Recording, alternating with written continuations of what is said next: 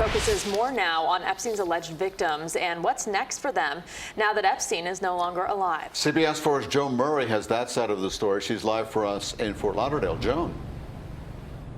Well, Epstein's accusers, some of whom live here in Fort Lauderdale, are angry they will never have a chance to confront him in court.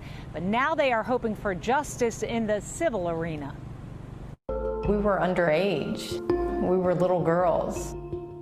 I was 16. I was 16. I started going to him when I was like 14, 15. Jeffrey Epstein's death does nothing to deal with the pain his accusers say they live with at the hands of their abuser. My life would have been different if I would have never went to Jeffrey Epstein's house. The reality is they're never going to have their day in court with the person who was really responsible for abusing them.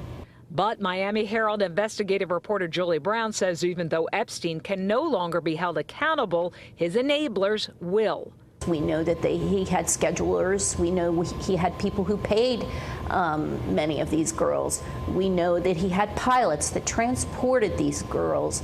So there's a whole array of people that I'm sure that federal prosecutors are looking at. At the same time, new civil cases against Epstein are moving forward. The question is, how much was Epstein worth, and is his money tied up and protected? Jack Scarola represents some of Epstein's South Florida accusers. But whoever is the intended beneficiary of those assets is likely to be fighting to preserve whatever entitlement they believe they have. Epstein's death does not end the liability of his estate. That liability continues. So whatever cases are currently pending and whatever new cases will be filed still have a viable chance at producing a recovery for victims. Even though Epstein takes secrets to the grave, there is a renewed call for victims to reveal what they know about their victimizer. Let's get to the bottom of this. You have nothing to fear anymore because Jeffrey Epstein is gone.